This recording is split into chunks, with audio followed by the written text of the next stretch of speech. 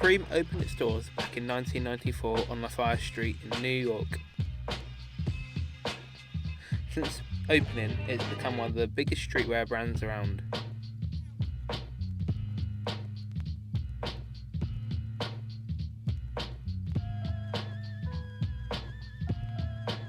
Before founding Supreme, James Jebbia was the manager at Stussy. James also worked at Union before founding Supreme. In 2001, he teamed up with Union to create this t-shirt. In 1995, Supreme released their first skating movie, named I Love Supreme, named after the John Coltrane song.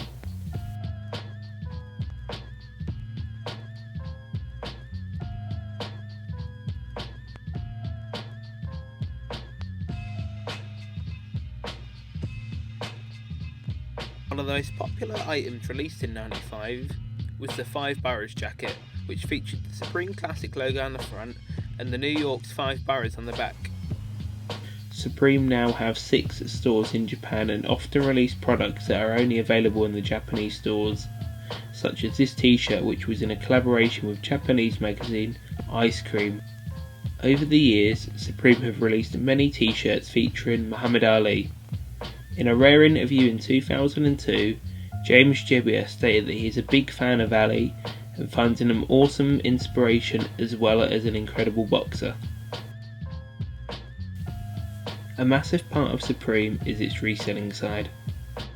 I don't really know, to be fair. Like, sometimes I don't like it, but then at the same time I buy quite a lot of stuff for resale, so like I kind of hate it, but then like I kind of love it at the same time. I do buy a lot of resale.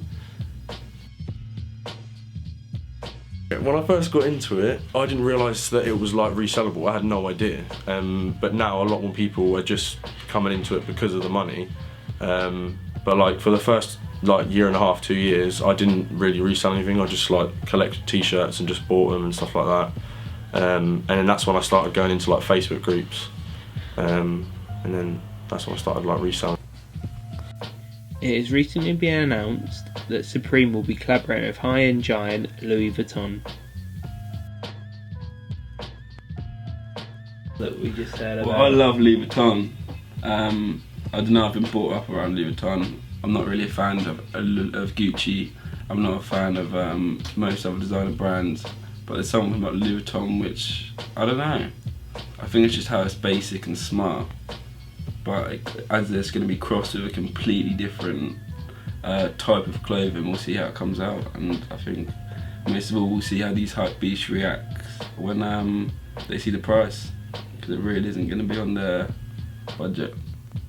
I think it's at first, when I first saw it, I was like, what the hell's going on? Because it's like, I do think that's when you see that, I think that's where Supreme have lost like a little bit of their sort of like edge. They're still, I still think they've got edge and they still stand out to every single street brand, but it's the fact that like, was it 10 years ago, 10 or 12 years ago, whatever, they were making, you know, box logos and skate decks with the monogram on it, and then Louis Vuitton had taken them to court and now they're like, you know, making actual stuff of them. I just think it seems a bit weird.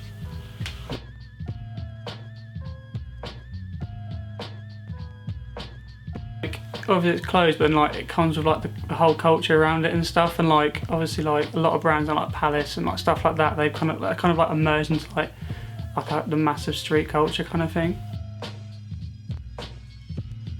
The culture, I think it's a bit more than a brand now, but I think that can also get taken out a proportion, and just where it can basically turn Supreme fans like away from the brand.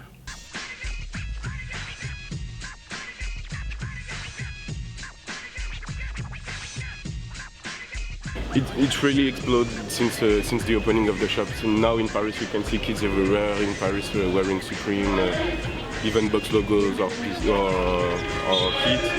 Now you walk in Paris here in the Marais in a day, you can see 50, 100 people wearing Supreme. There is a lot now, but I don't know, the image the people have of Supreme in France is different than in UK.